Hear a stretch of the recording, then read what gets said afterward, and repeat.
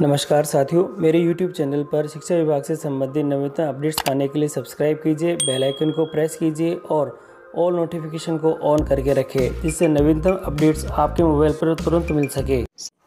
साथियों, राज्य बीमा एसआई स्टेट इंश्योरेंस, ये राज्य बीमा क्या है और योजना के इसके क्या क्या नियम हैं, कटौती किस प्रकार से होती है, बीमा धन क्या होता है हमारा और पॉलिसी के लाभ की गारंटी क्या है और बीमा धन की गणना किस प्रकार से करेंगे, कटौती पर ब्याज मिलेगा या नहीं और लोन की सुविधा किस प्रकार से है और पॉलिसी की परिपक्वता की जो जांच है वह किस प्रकार से होगी। इसके साथ ही बहुत सारे प्रश्न और इन्हीं फ्रिक्वेंटली आस्क्ड क्वेश्चनों की जानकारी आज के इस वीडियो के अंदर आपको मिलेगी, तो वीडियो को शुरू से अंत तक जरूर देखें और यदि आप हमारे चैनल पर नए हैं तो हमारे चैनल को सब्सक्राइब करके रखें, जिससे कि इस प्रकार की विभागीय सूचनाओं से आप हमेशा अपडेट रहते रहें। साथियों, राज्य बीमा योजना क्या है?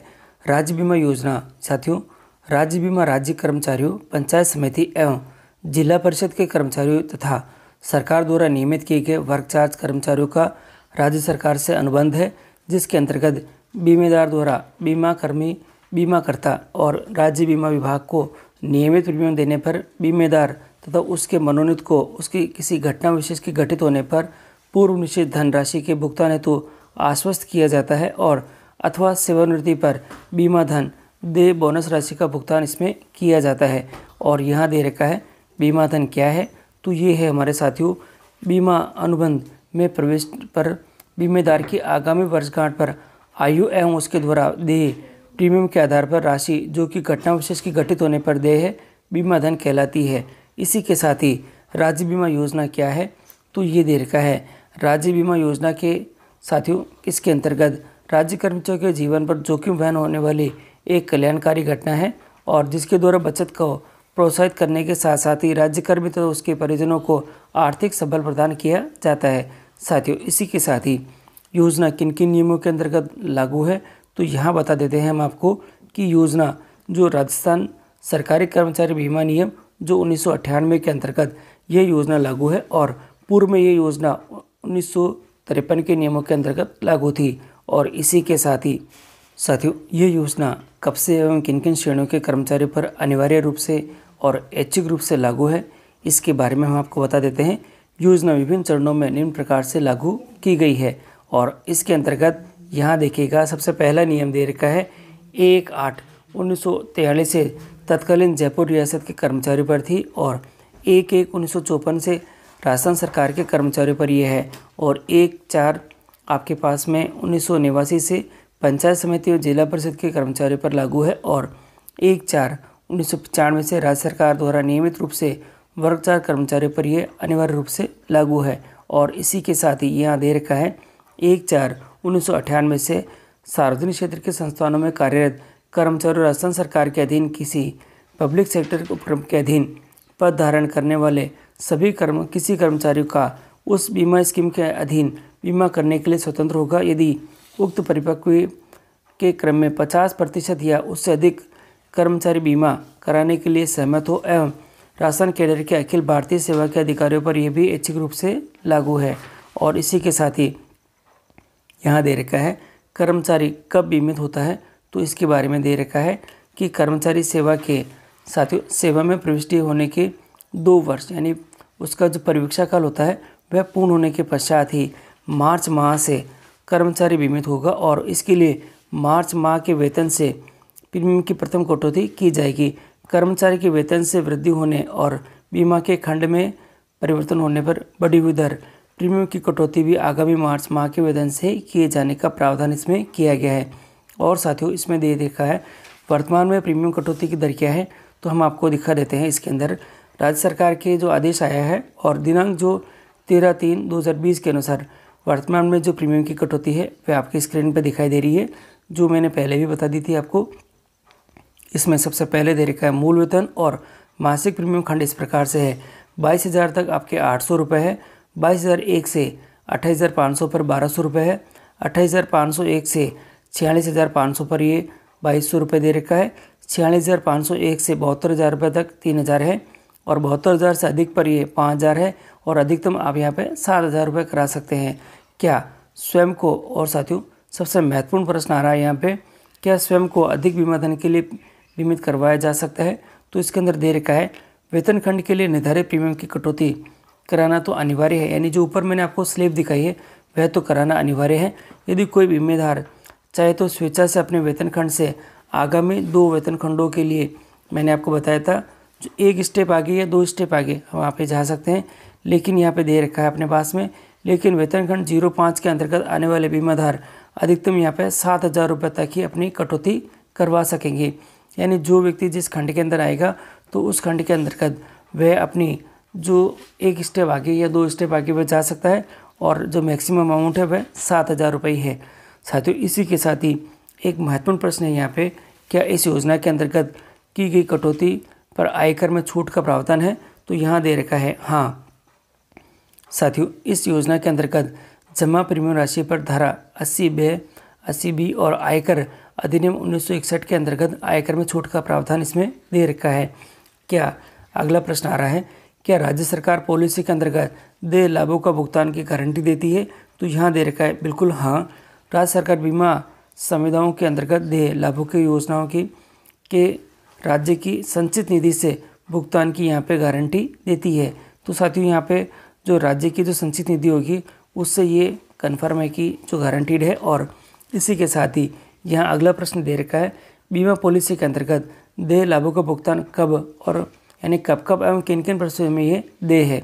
तो यहाँ दे रखा है आपके लिए जो कंडीशंस अवेलेबल है वो यहाँ है। परिपक्वता, मृत्यु, अदर्पण राशि का योजना के निम्नलिखित परिस्थितियों में भुगतान देय है। पहला दे रखा है बीमेदार की मृत्यु होने पर उसके मनोनीत को और पॉलिसी की परिपक्वता तिथि पर बीमेदार को दे सकते हैं। और अगला दे रखा है पॉलिसी की परिपक्वता तिथि से पूर्व बीमेदार राज्य सेवा छोड़ने या उसे सेवा से अलग कर दिए जाने पर उसके द्वारा अन्य किसी विकल्प को न चुनने की स्थिति में बीमेदार को अध्यर्पण राशि का भुगतान किया जा सकता है। और इसी के साथ ही यहाँ दे रखा है आपके राज्य बीमा योजना से राज्य कर्मी को क्या क्या लाभ मिलते हैं। तो अब हम आपको दिखा देते हैं कि इस योजना के अंतर्गत आपको क्या क्या लाभ मिलेंगे और राज्य बीमा योजना से राज्य कर्मियों को क्या क्या लाभ मिलते हैं वह दिखा देते हैं। अब यहाँ दिखाई दे रहा है प्रीमियम के बदले बीमेदार को पॉलिसी की परिपक्वता तिथि पर बीमा धन में बोनस प्राप्त होता है। साथियों बोनस के साथ ये राशि प्राप्त होती है। और परिपक्वता तिथि से पूर्व बीमेदार की मृत्यु होने पर उसको या उसके मनोनीत को, साथियों उसके मनोनीत को बीमा धन की 2 गुनी राशि का भुगतान में बोनस के साथ किया जाता है। और यहाँ दे रखा है परिपक्वता तिथि से पूर्व राज्य सेवा से अलग हो जाने वाले बीमादार के प्रकरणों में उनके द्वारा अध्यर्पण भुगतान के विकल्प का चयन करने की स्थिति में अध्यर्पण यानी जो सेवा से अलग होने तक की पॉलिसी अवधि से संबंधित अध्यर्पण गुणांक के आधार पर निर्धारित की जाती है का भुगतान इसमें कर दिया जाता है। और इसी के साथ ही अगला प्रश्न दे रखा है बीमा धन की गणना का आधार एवं प्रक्रिया क्या है? तो इसके संदर्भ में दे रखा है राज्य बीमा पॉलिसियों के बीमा धन की गणना हेतु योजना में बीमादार की प्रविष्टि पर आयु हेतु गुणांक, साथियों आयु हेतु गुणक निर्धारित कर दिए गए हैं। और बीमादार की आगामी वर्षगांठ पर आयु से संबंधित गुणांक को उसके द्वारा देय मासिक प्रीमियम से गुणा करके बीमा धन निर्धारित कर दिया जाता है। और इसी के साथ ही कालांतर में ये दे रखा है कालांतर में निर्धारित प्रीमियम दर से अधिक कटौती की स्थिति में उत्पन्न होने पर देय अतिरिक्त बीमा धन की गणना भी उपयुक्त अनुसार की जाती है। साथियों इसी के साथ ही अब एक बहुत महत्वपूर्ण प्रश्न और आता है कि विभाग द्वारा कितने प्रकार की पॉलिसी जारी की जाती है। तो यहाँ दे रखा है वर्तमान में विभाग द्वारा केवल सावधि यानी एंडोमेंट पॉलिसी जारी की जाती है। और पूर्व में सावधि पॉलिसी के अतिरिक्त आजीवन पॉलिसी भी जारी की जाती है। यहाँ दे रखा है आपके पास में सावधि बीमा पॉलिसी पर कितने प्रकार के बोनस दे होते हैं। तो यहाँ दिखाई दे रहा है सावधि बीमा पॉलिसी पर 4 प्रकार के बोनस दिए जाते हैं। अब यहाँ देखिएगा सबसे पहला है रिवर्सनरी जो बोनस है वह है यह बोनस प्रतिवर्ष बीमा निधि के मूल्यांकन के आधार पर मूल्यांकन अवधि के अंत में प्रवर्तमान पॉलिसी हेतु राज्य सरकार द्वारा घोषित दर से किया जाता है। यहाँ दे रखा है एक 2015-16 के लिए रिवर्सन जो बोनस की दर है वह सावधि पॉलिसी पर 90 रुपये प्रति हजार बीमा धन पर प्रतिवर्ष है एवं प्रवर्तमान आजीवन पॉलिसी पर साथियों 112.5 प्रति हज़ार रुपये ये दे रखा है, बीमा धन प्रति वर्ष के हिसाब से है। और अगला जो है अंतरिम बोनस है, यह बोनस किसी वर्ष रिवर्सनरी बोनस घोषित न किए जाने की स्थिति में घोषित वर्ष के रिवर्सनरी बोनस की दर पर आधारित किया जाता है। तो अगला दे रखा है यहाँ पे अतिरिक्त जो बोनस है वह है, यह बोनस पूर्व में जारी समाश्वासनों यानी एश्योरेंस जो सेवा होती है कि सेवानिवृत्ति की आयु में परिवर्तन के कारण मूल्यांकन एक्चुअरी द्वारा निर्धारित गुणांक की दर से किया जाता है। तो ये भी आप सभी के लिए नोटेड है। अब आता है टर्मिनल बोनस। यह बोनस बीमा पॉलिसी के पूर्ण अवधि तक जारी रहने की स्थिति में दिया जाता है। वर्ष 2014-15-16 की समाप्ति पर यह दर 4 रुपये प्रति हज़ार बीमा धन प्रति वर्ष थी। और इसी के साथ ही अब अगला प्रश्न आता है बोनस निर्धारण का आधार एवं प्रक्रिया क्या है। तो यहाँ दे रखा है बोनस निर्धारण हेतु योजना के अंतर्गत वर्ष की जो प्राप्तियाँ होती है, और यहाँ दे रखा है प्राप्तियाँ हैं, भुगतान है, ब्याज है, ब्याज की प्राप्तियाँ हैं, और प्रबंधकीय व्यय के आधार पर संपत्तियों एवं दायित्वों की बैलेंस शीट तैयार की जाती है। और बैलेंस शीट में अधिशेष की स्थिति में मूल्यांकन कुल बीमा धन के आधार पर प्रति हज़ार बीमा धन के लिए बोनस दर की अनुशंसा करता है। मूल्यांकन की अनुशंसा के आधार पर यह राज्य सरकार या राज्य बीमा पॉलिसी पर बोनस के आदेश जारी किए या करती है। स्वतः राशि के निर्धारण के समय विभिन्न अवधियों के लिए घोषित बोनस दरों के अनुसार बीमा धन पर बोनस राशि की गणना की जाती है। तो थोड़ा ये भी अंडरस्टूड होना जाना चाहिए हमको। और इसी के साथ ही यहाँ दे रखा है क्या राज्य सरकार द्वारा निधि में जमा राशि पर ब्याज दिया जाता है क्या। तो यहाँ दे रखा है निधि में जमा राशि पर सरकार द्वारा ब्याज दिया जाता है। और वर्तमान में राज्य सरकार के आदेश के अनुसार जो कि 17/4/2020 के अनुसार है 7.5% का वार्षिक ब्याज हमको दिया जाता है। और यहाँ दे रखा है क्या बीमा योजना में बीमेदार को ऋण देने की सुविधा उपलब्ध है। तो इसके लिए उत्तर दे रखा है योजना के अंतर्गत बीमेदार द्वारा कुछ शर्तों के अधीन ऋण प्राप्त किया जा सकता है। और इसी के साथ ही अगला दे रखा है अधिक कटौती किस आयु तक की जा सकती है। तो यहाँ दे रखा है अधिक कटौती 55 वर्ष तक की आयु के साथ ही की जा सकती है। साथियों अगला प्रश्न है आप सभी के लिए, क्या बीमा ऋण पर विभाग द्वारा ब्याज दिया जाता है या लिया जाता है। तो यहाँ दे रखा है वर्तमान में दिनांक 1/4/2020 से बीमा ऋण पर बीमेदार से लिए जाने वाले ब्याज की जो दर है वह 7.5% वार्षिक है। नवीन बीमा योजना के अंतर्गत निधि पर देय एवं ऋण प्रकरणों में लागू ब्याज दर में समानता निधि द्वारा अर्जित ब्याज के परिप्रेक्ष्य में लाई गई है। और ये थोड़ा ध्यान देने की चीज़ है। इसी के साथ ही यहाँ दे रखा है राज्य बीमा योजना में नाम निर्देशित किसे या किया जाए। तो यहाँ दे रखा है इसके संदर्भ में बीमाकृत व्यक्ति अपने पति पत्नी संतानों भ्राताओं बहनों पिता या माता को नाम निर्देशित के रूप में नियुक्त करने का हकदार होता है। यदि नाम निर्देशन करते समय उल्लेखित कोई भी संबंधी जीवित नहीं है तो उन्हें या अन्य व्यक्ति को अपने नाम निर्देशित के रूप में नियुक्ति करने का वह हकदार होता। परंतु यह है कि बीमाकृत व्यक्ति के विवाह के पूर्व किसी भी व्यक्ति के पक्ष में किया गया और तत्पश्चात रद्द नहीं किया गया नाम निर्देशन उसके विवाह के पश्चात उसकी पत्नी या पति के पक्ष में स्वतः रद्द किया हुआ समझा जाएगा। तो इम्पोर्टेंट लाइन है ये साथियों यहाँ।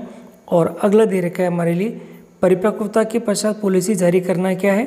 तो यहाँ दे रखा है बीमाकृत व्यक्ति को उसकी सेवानिवृत्ति के ठीक पश्चात आने वाले 31 मार्च तक बीमे को जारी करने की अपनी इच्छा व्यक्त करने का विकल्प होगा।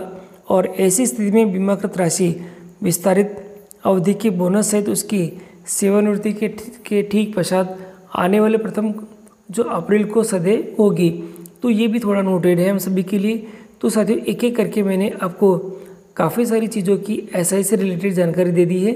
तो साथियों ये वीडियो आपको कैसा लगा है तो कमेंट करके ज़रूर बताना। और ये अगर आप इस चैनल पे हमारे नए हैं तो हमारे चैनल को सब्सक्राइब करिएगा। और हमारे टेलीग्राम ग्रुप से भी जुड़ने का जो लिंक है वह मैं डिस्क्रिप्शन बॉक्स में दे रहा हूँ, जहाँ से आप क्लिक करके टेलीग्राम ग्रुप से भी जुड़ सकते हैं।